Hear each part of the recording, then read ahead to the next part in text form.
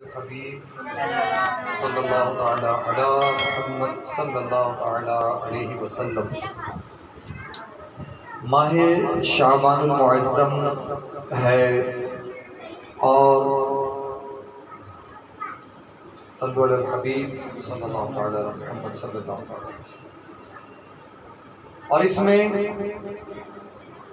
نبی پاک صاحب الاولاق صلی اللہ تعالی علیہ وآلہ وسلم پر درود پڑھنا کتنا زیادہ اجر و ثواب کا باعث ہے اور کتنا بابرکت ہے، ذرا غور کیجئے۔ صلو علی الحبیب۔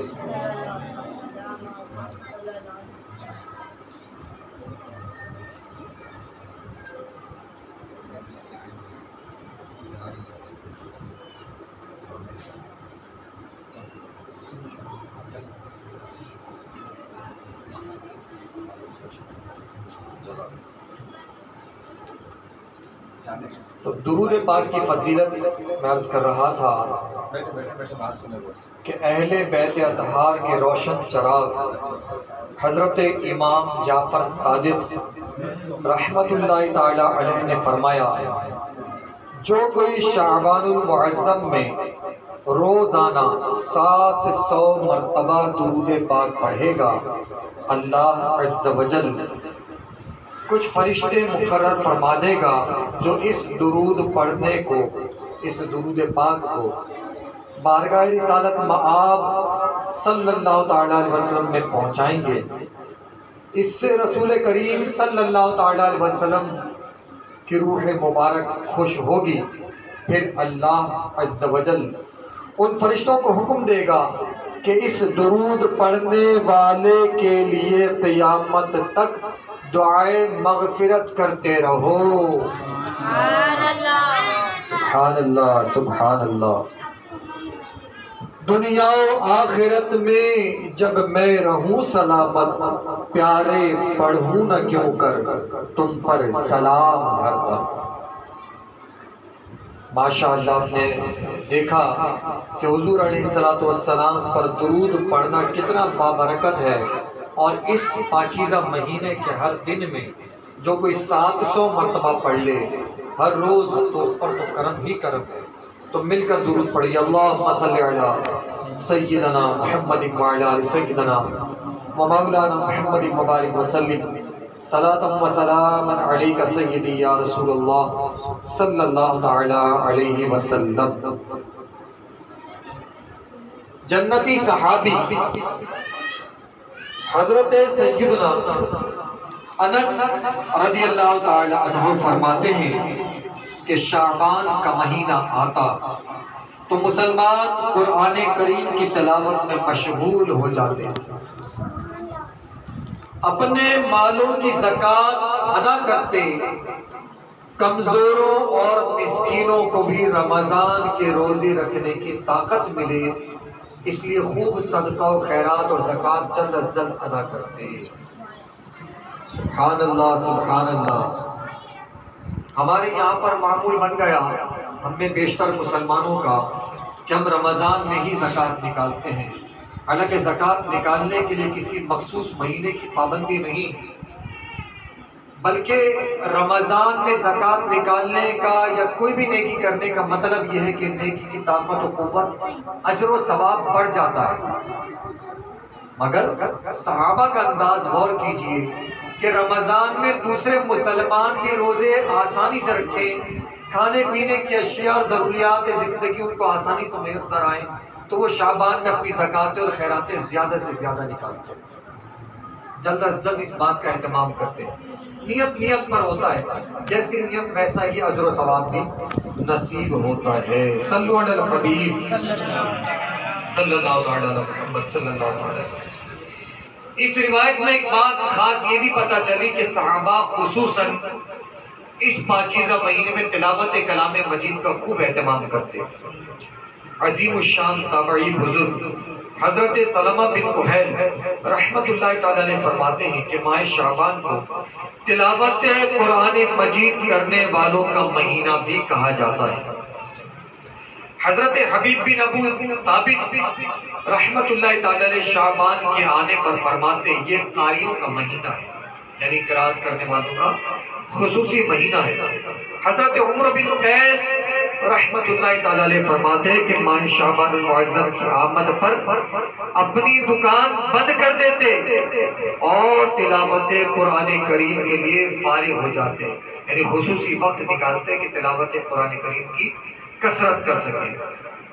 افسوس ہے کہ ہم لوگ ماہ شعبان میں کاروبار کی تیزی کے لیے انتظام کرتے ہیں کہ رمضان میں زیادہ سے زیادہ کاروبار ہو سکے، اور شعبان بھی رمضان بھی سارے کا سارا کاروبار کی نظر کر دیتے ہیں اور آخرت کے معاملے میں کوئی تیاری کی کوشش نہیں کرتے۔ بس چند مخصوص گھڑیوں کو سمجھتے ہیں کہ ان گھڑیوں میں عبادت کر لی جائے تو گویا ہمارے لیے آسان ہو جائے گا سب کچھ اور پھر کچھ ضرورت نہیں پڑے گی۔ یہ تو اللہ کی مرضی پر موقوف ہے کہ جس عمل کو چاہے منظور و مقبول فرما لے اور بخشش و مغفرت فرمائے، ورنہ ایک ایک لمحہ اور ایک ایک گھڑی بڑی قیمتی ہے، کیونکہ سانس جو چل رہی ہے یہ مکمل ہو سکے گی اس کی کوئی گارنٹی نہیں۔ اللہ تبارک و تعالی ہم سب پر اپنا ایسا فضل فرمائے کہ ہمیں خوب خوب عبادت کرنے والا بنا دے۔ دیکھیے یہ ماہ شعبان المعظم جو ہے عظیم الشان مہینہ ہے۔ اس مہینے میں جہاں قرآن کریم کی تلاوت کی فضیلت اور برکت ثابت ہوئی، وہیں اجر و ثواب کی خاطر خیرات و زکوٰۃ کی اہمیت بھی پتہ چلی، اور ایک اور خوبی بھی ہے اس پاکیزہ مہینے میں، اور وہ ہے روزے۔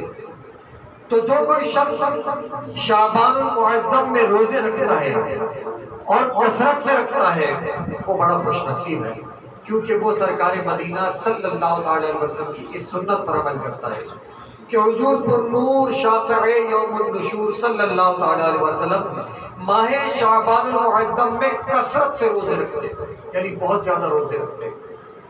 بعضوں نے یہ بھی کہا کہ حضور علیہ السلام سارے کا سارا شعبان روزے رکھتے۔ یہ کثرت اور سارے شعبان کا مطلب یہ ہے کہ زیادہ سے زیادہ دنوں میں روزے رکھتے۔ اس لیے یہ عمل اس لیے کیا جاتا کہ پریکٹس ہو جائے، عادت بن جائے، اور ہم مسلمان یہ سیکھ لیں کہ رمضان آئے گا تو ہم پر روزے رکھنا آسان ہو جائے گا۔ جب ہم شعبان میں روزے رکھ رہے ہوں گے تو رمضان کے روزے رکھنا مشکل نہیں ہوگا۔ ہم نے دیکھا ہوگا کہ اکثر و بیشتر ایسا ہوتا ہے کہ رمضان کے ابتدائی دنوں میں اکثر لوگ تھک جاتے ہیں، پہلے دوسرے روزے کو تھکنا شروع ہوتے ہیں اور عادت نہیں ہوتی، تو کبھی گھروں میں اور کبھی مسجدوں میں اکثر لوگ دوپہر کے وقت میں آرام کرنے لیٹ جاتے ہیں، آرام کرتے ہیں، دکانوں پر بھی لیٹ جاتے ہیں، آرام کرتے ہیں، کیونکہ اچانک جب روزہ شروع کرتے ہیں تو بھوک اور پیاس کی شدت تڑپا دیتی ہے اور نڈھال کرتی ہے، کچھ کمزوری محسوس ہوتی ہے، اس سبب سے ہم آرام کی طرف جاتے ہیں۔ تو جب اس عادت کو، اس سنت کو اختیار کر لیں گے کہ رمضان سے پہلے شعبان میں کچھ نہ کچھ روزے رکھیں، یہاں تک کہ رمضان کے شروع ہونے سے پہلے شعبان کے آخری دنوں میں بھی روزے سے ہوں، کہ یہ سنت بھی ہے۔ یہ سنت بھی ہے کہ شعبان کا آخری دن بھی روزہ ہو تو رمضان کا پہلا دن روزے سے آئے تو پہلا دن آسان ہو جائے گا اور اگلے دن بھی آسان ہو جائیں گے جب شعبان کے آخری دنوں میں ہمارے روزے ہوں گے۔ یہ سنت بھی ہے، تو انشاءاللہ اس طرح ہمیں یہ برکت بھی نصیب ہوگی۔ ام المؤمنین حضرت بی بی عائشہ صدیقہ رضی اللہ تعالیٰ عنہ فرماتی ہیں کہ رسول کریم رؤوف الرحیم صلی اللہ تعالیٰ علیہ وسلم کو ماہ شعبان میں روزے رکھنا تمام مہینوں میں روزے رکھنے سے زیادہ پسندیدہ تھا۔ اس میں روزے رکھا کرتے، پھر اسے رمضان سے ملا دیتے، جیسا کہ ہم نے ابھی عرض کیا کہ حضور علیہ السلام شعبان کے آخری دنوں میں بھی روزے رکھتے کہ رمضان شروع ہو تو اس کے ساتھ ساتھ روزے پہلے سے ہی چل رہے ہیں تو رمضان کے روزے بھی آسان ہو گئے۔ یہ سنت ہے ہمارے آقا صلی اللہ علیہ وسلم کی۔ سرکار مدینہ صلی اللہ علیہ وسلم نے پورے شعبان کے روزے بھی رکھے۔ ام المؤمنین عائشہ صدیقہ رضی اللہ تعالیٰ عنہ فرماتی ہیں کہ پیارے آقا صلی اللہ علیہ وسلم پورے شعبان کے روزے بھی رکھتے اور فرماتے کہ اپنی استطاعت کے مطابق عمل کرو، یعنی اپنی طاقت کے مطابق، اپنی عادت، اپنی خواہش، اپنی کوشش، اپنی توفیق کے مطابق عمل کرو۔ اللہ تبارک و تعالیٰ اس وقت تک اپنا فضل نہیں روکتا جب تک کہ تم اکتا نہ جاؤ، یعنی نیکی اتنی کرتے رہو کہ تمہیں مشکل محسوس نہ ہو، جب تک تمہیں آسانی محسوس ہو تم نیکی کرتے رہو، یہاں تک کہ تمہاری نیکی کی برکت سے اللہ تبارک و تعالیٰ بھی تم پر فضل جاری رکھے گا۔ اور اگر تم اکتا جاؤ گے، تم تھک جاؤ گے، تم ٹھہر جاؤ گے، رک جاؤ گے، تو بس وہیں سے پھر رحمتوں کا سلسلہ بھی رکے گا۔ اس لیے اسے عادت بناؤ اور آسانی اختیار کرو کہ اللہ تبارک و تعالیٰ بھی آسان کاموں کو پسند فرماتا ہے۔ صلو علی الحبیب صلی اللہ تعالیٰ علی محمد صلی اللہ تعالیٰ علیہ وآلہ وسلم۔ آئیے ماہ شعبان کی ایک خاص رات جسے 15ویں شعبان کہتے ہیں، جسے 15ویں شعبان یا نصف شعبان بھی کہتے ہیں، اس کی کچھ بات بھی سیکھ لیتے ہیں۔ اسے شب براءت یعنی نجات والی رات کہتے ہیں۔ کس بات سے نجات؟ کون سی شب برات؟ شب بارات نہیں، لوگ کہتے ہیں شب بارات، بارات نہیں، یہ کوئی شادی کی رات نہیں ہے، بارات نہیں ہے، یہ براءت یعنی نجات، جہنم سے نجات کی رات۔ جی ہاں، جہنم سے نجات کی رات۔ تو یہ کیسے جہنم سے نجات کی رات ہے؟ ذرا غور کیجئے، ملاحظہ کیجئے۔ اس رات اللہ عز و جل کی خوب رحمتوں اور برکتوں کا نزول ہوتا ہے۔ اللہ عز و جل کی بارگاہ میں اس رات خاص طور پر اپنی دنیا اور آخرت کی بھلائی کی دعائیں مانگنی چاہیے، کیونکہ اس رات میں دعائیں قبول ہوتی ہیں۔ اللہ عز و جل کے آخری نبی مکی مدنی محمد عربی صلی اللہ تعالی علیہ وآلہ وسلم نے 5 راتوں کے بارے میں خصوصاً ارشاد فرمایا کہ ان میں دعا رد نہیں کی جاتی، رد واپس نہیں لوٹائی جاتی، جن میں سے ایک شعبان کی 15ویں شب بھی ہے، یعنی شب براءت۔ سبحان اللہ، یہ ایسی رات ہے کہ اس رات کو جو دعا مانگیں وہ دعا قبول ہوگی۔ اور رات کب شروع ہوتی ہے؟ غروب آفتاب سے، یعنی جب مغرب کا وقت شروع ہوتا ہے اسے غروب آفتاب کہتے ہیں۔ غروب آفتاب سے طلوع سحر یعنی جب فجر کا وقت شروع ہوتا ہے تب تک یہ رات کا وہ پہر ہے جب دعائیں قبول ہوتی ہیں۔ تو خوش نصیبی کا وقت ہے، یہ وقت ضائع کرنے کا نہیں۔ اس تمام وقت میں دعائیں قبول ہوتی ہیں۔ ہم اکثر قبولیت کا وقت ڈھونڈتے ہیں، ہمیں نہیں پتا دن میں 24 گھنٹوں میں کوئی ایک ساعت ایسی ہوتی ہے، کوئی ایک گھڑی ایسی ہوتی ہے جب دعائیں قبول ہوتی ہیں۔ علماء نے کہا ان وقتوں میں، ان ساعتوں میں 5 ساعتیں خصوصی طور پر رکھ دی گئیں، یعنی نماز کا وقت، نماز کی ساعتیں۔ اب جو کوئی شخص 5 وقت کی نماز جماعت سے، پابندی سے، عادت سے پڑھے تو ان 5 وقتوں میں سے جو مقبول وقت ہے وہ ان میں سے ایک وقت کو پالے گا۔ تو بتائیے کون ضائع کرے؟ کون چاہے گا کہ قبولیت کی گھڑی چلی جائے، اسے پتہ بھی نہ ہو اور وہ وقت ضائع کر دے؟ تو ہمیں پتہ چلا کہ دن کی 5 ساعتیں ایسی ہیں، 24 ساعتوں میں سے 5 ساعتیں، 5 گھڑیاں، 5 وقت ایسے ہیں جب دعاؤں کی قبولیت میں سے کوئی ایک گھڑی پوشیدہ ہے۔ تو اب جو 5 نمازیں پڑھے گا وہ ایک ساتھ اس کو نصیب ہو جائے گا۔ یہ تو روزانہ ہے اور ایک ہی وقت ہے اور نماز کا وقت ہے، پھر جس نے پا لیا اس نے پا لیا۔ خوش نصیب ہے وہ آدمی کہ جسے ایک رات حضور پاک صلی اللہ تعالی علیہ وسلم کے اس فرمان کے مطابق کہ 5 راتیں ایسی بھی ہیں پورے سال میں جو قبولیت کی راتیں ہیں، ان میں سے ایک رات شب براءت ہے۔ اور شب براءت کا وقت کب ہے؟ قبولیت کی ٹائمنگ کیا ہے؟ مغرب سے لے کر فجر تک۔ اب جو کوئی شخص اس میں جتنی عبادت کرے اس میں ایک ایک لمحہ قبولیت کا ہے۔ ایسا نہیں ہے کہ کوئی گھڑی بغیر قبولیت کے ہو۔ 1 منٹ دعا کریں وہ بھی قبول ہے، 10 منٹ کریں وہ بھی قبول ہے، 1 گھنٹہ کریں تو بھی قبول ہے، ساری رات کریں تو بھی قبول ہے۔ اب جو جتنی توفیق پالے، جو جتنی سعادت حاصل کرنے میں کامیاب ہو جائے وہ خوش نصیب ہے۔ اس کے لیے وہ وقت قبولیت کا ہے، تو کوشش کریں کہ انشاءاللہ عز و جل ساری کی ساری رات اگر ہو سکے تو حاصل کریں۔ بہت قریب ہے یہ وقت انشاءاللہ عز و جل۔ امام محمد غزالی فرماتے ہیں کہ آسمان کے فرشتوں کے لیے 2 راتیں عید اور خوشی کی ہیں، جیسے دنیا میں مسلمانوں کے لیے 2 عید کے دن ہیں۔ تو توجہ دیجیے گا، فرشتوں کے لیے 2 راتیں عید اور خوشی کی راتیں ہیں، جیسے مسلمانوں کے لیے زمین پر عید کی راتیں ہیں، عید کے دن ہیں۔ تو بھائی وہ کون سی راتیں ہیں؟ فرمایا 15 شعبان کی رات اور رمضان میں لیلۃ القدر۔ سبحان اللہ، یہ 2 راتیں، یہ 2 دن، یہ 2 گھڑیاں، یہ 2 خصوصی وقت مخصوص کر دیے گئے، بتا دیے گئے۔ تو اب کون ہے جو یہ وقت ضائع کرے؟ اس وقت میں سارے کام، سارے کاروبار، ساری مصروفیات چھوڑ کر فقط اللہ کی عبادت کر کے اپنے اہل خانہ، اپنے والدین، اپنے رشتہ داروں، اپنے بزرگوں، اپنے نسلوں کی بخشش اور مغفرت کی دعا اور دین و دنیا کی بھلائیاں تلاش کرنے کی کوشش کرنی چاہیے۔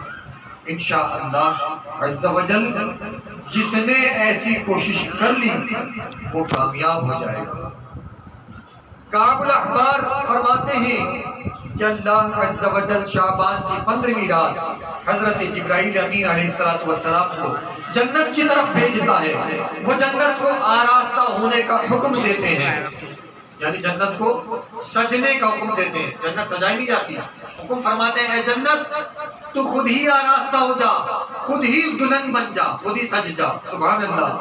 تو اللہ کے حکم سے جبریل امین علیہ السلام جنت کو حکم دیتے ہیں تو جنت سج جاتی ہے، اور فرماتے ہیں اللہ پاک نے تیری اس رات میں آسمان کے ستاروں اور دنیاوی دنوں اور راتوں اور درخت کے پتوں اور پہاڑوں کے وزن اور ریت کے ذروں کے برابر لوگوں کو جہنم سے آزاد کر دیا۔ سبحان اللہ۔ صفے ماتم اٹھے خالی ہو زنداں، صفے ماتم اٹھے خالی ہو زنداں، ٹوٹے زنجیریں، گناہگارو چلو مولا نے در کھولا ہے، گناہگارو چلو مولا نے در کھولا ہے جنت کا۔ سبحان اللہ، سبحان اللہ۔ اللہ عز و جل ہم سب کی بھی بخشش فرمائے، اس رات بخشش فرمائے، اس رات سے پہلے بخشش فرمائے، ہمارے والدین، اساتذہ، بزرگوں اور ہماری نسلوں اور کل امت مسلمہ کی بخشش فرمائے۔ اللہ کے آخری حبیب صلی اللہ تعالیٰ علیہ وآلہ وسلم نے ارشاد فرمایا میں نے تمہیں قبروں کی زیارت سے روکا، میں نے تمہیں قبرستان جانے سے روکا، اب میں ہی تمہیں حکم دیتا ہوں کہ قبرستان جایا کرو، قبروں کی زیارت کیا کرو، اپنی موت کو یاد کیا کرو، یہ دنیا سے بے رغبت کرتی اور آخرت کی یاد دلاتی ہے۔ معلوم ہوا کہ وقتاً فوقتاً قبرستان جاتے رہنا چاہیے تاکہ قبروں کو دیکھ کر ہمارے دل میں فکر آخرت پیدا ہو۔ جنتی ابن جنتی، صحابی ابن صحابی حضرت عبداللہ بن عباس رضی اللہ تعالیٰ عنہ سے مروی ہے کہ جب شب برات آتی ہے تو مومن مردے اپنی قبروں سے نکل کر اپنے گھروں کے دروازوں پر کھڑے ہو جاتے ہیں اور کہتے ہیں ہم پر صدقہ کر کے رحم کر، ہم پر صدقہ کر کے رحم کرو، اگرچہ روٹی کا ایک لقمہ ہی ہو۔ یعنی اس رات میں ہمارے والدین ہمارے بزرگ، ہمارے رشتہ دار، ہمارے بچے، وہ جو انتقال کر چکے، اپنی قبروں سے نکل کر ہمارے گھروں کے دروازے پر، اپنے گھروں کے دروازے پر آ جاتے اور اپنے اہل خانہ سے کہتے ہیں ہمارے لیے صدقہ کرو، ہمارے لیے خیرات کرو، ہمیں پہنچاؤ نیکی کر کے، ہمیں ایصال ثواب کرو، ہمیں کچھ بھیجو کہ تمہارا بھیجا ہوا ہم تک پہنچتا ہے۔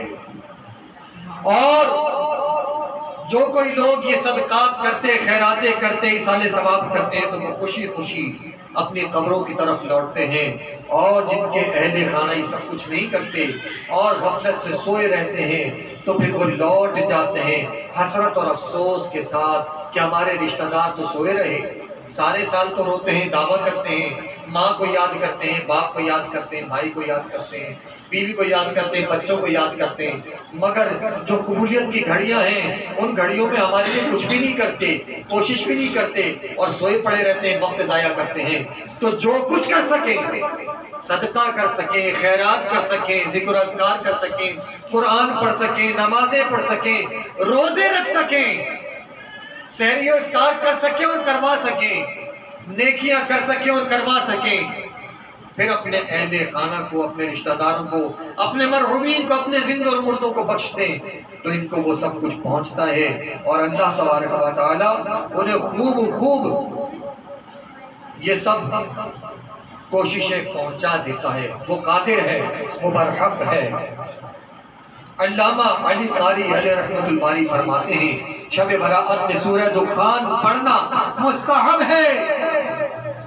جنتی صحابی حضرت ابو ہریرہ رضی اللہ تعالیٰ عنہ فرماتے ہیں کہ رسول کریم رؤوف الرحیم صلی اللہ تعالیٰ علیہ وسلم نے ارشاد فرمایا جو رات میں حامیم دخان کی تلاوت کرے گا تو وہ صبح اس حال میں کرے گا کہ 70,000 فرشتے اس کے لیے دعائے مغفرت کر رہے ہوں گے۔ اے عاشقان صحابہ، اے عاشقان اہل بیت، اے عاشقان مصطفیٰ صلی اللہ تعالیٰ علیہ وسلم، اور اے بزرگان دین سے محبت کرنے والوں، ثابت ہوا کہ اس رات بطور عاجزی، بطور محبت یہ دعا مانگنا بڑی ہی فضیلت اور برکت کا باعث ہے۔ میں ترجمہ عرض کرتا ہوں، اے اللہ پاک، اگر تو نے ہمیں بدبخت لکھا ہے تو تو اسے مٹا دے اور ہمیں سعادت مند لکھ دے، اور اگر تو نے ہمیں سعادت مند لکھا ہے تو اسے ثابت رکھ۔ بے شک تو جو چاہتا ہے اسے مٹاتا ہے اور جو چاہتا ہے اسے ثابت رکھتا ہے، تیرے ہی پاس ام الکتاب ہے۔ مفتی احمد یار خان نعیمی رحمت اللہ تعالی علیہ فرماتے ہیں اسی مہینے کی 15ویں شب براءت جسے کہا جاتا ہے بہت ہی مبارک رات ہے۔ اس میں قبرستان جانا، وہاں فاتحہ پڑھنا سنت ہے۔ اسی طرح بزرگان دین کے مزارات پر حاضر ہونا بھی باعث اجر و ثواب ہے۔ اگر ہو سکے تو 14ویں اور 15ویں تاریخ کو روزے رکھیں، 15ویں تاریخ کو حلوہ وغیرہ بزرگان دین کی فاتحہ پڑھ کر صدقہ اور خیرات کریں۔ حلوہ کھانا سنت ہے، میٹھا پیش کرنا سنت ہے، کھانا سنت ہے، دینا سنت ہے، اور بزرگوں کو بھی پسند ہے، خود آقا کریم کو پسند ہے۔ تو اس رات کو ایسا صدقہ کرنا، ایسی خیرات پیش کرنا، یہ بہت زیادہ اجر و ثواب کا باعث ہے۔ 15ویں رات کو ساری رات جاگ کر نفل پڑھے۔ ان نفلوں کے لیے کچھ مخصوص نہیں کہ یہ نہ پڑھے اور یہ پڑھے، ہاں جو زیادہ کرے اس کے لیے زیادہ اجر و ثواب۔ جیسے سورہ فاتحہ کے بعد ہر رکعت میں 100 مرتبہ یا ہر رکعت میں 200 مرتبہ، اور بعضوں نے کہا ہر رکعت میں 1000 مرتبہ سورہ اخلاص پڑھے۔ یہ گنتی رکھنا بہت مشکل ہے، مگر جو ایسا کرے، کم گنتی میں بھی کر سکتا ہے تو اس کے لیے نہایت اجر و ثواب ہے۔ اتنا اجر و ثواب ہے کہ بخشش کی امید ہے۔ سبحان اللہ، سبحان اللہ۔ اس رات کو اگر 7 بیری کے پتے پانی میں جوش دے کر غسل کرے تو انشاءاللہ عز و جل تمام سال جادو کے اثر سے محفوظ رہے گا۔ بگڑے قسمت سنور جائے گی ہو نظر، سوئے لوح و قلم تاج دار حرم صلی اللہ تعالی علیہ وسلم۔ اللہ عز و جل سے دعا ہے کہ اللہ عز و جل پیارے محبوب دانائے غیوب صلی اللہ تعالیٰ علیہ وآلہ وسلم کی رحمتوں کے طفیل ہم سب کی بے حساب بخشش و مغفرت فرمائے، اور آنے والی رات کی بہت زیادہ تعظیم و تکریم کرتے ہوئے اس میں زیادہ سے زیادہ نیک عمل کرنے کی توفیق عطا فرمائے۔ ماشاءاللہ محمد آذان اسلم نے ختم قرآن کی سعادت حاصل کی، بہت مبارک، اہل خانہ کو میری جانب سے بہت زیادہ مبارک۔ خوش نصیب ہیں جو والدین جو اپنے بچوں کے لیے کچھ نہ کچھ اچھے اعمال کرتے ہیں، مبارکباد پیش کرتے ہیں، رشتہ داروں کو بلاتے ہیں، رشتہ دار بھی آتے ہیں، وہ بھی مبارکباد دیتے ہیں، شاباش کہتے ہیں اور دل خوش کرتے ہیں، سبحان اللہ ماشاءاللہ کہتے ہیں اور بچوں کی حوصلہ افزائی کرتے ہیں۔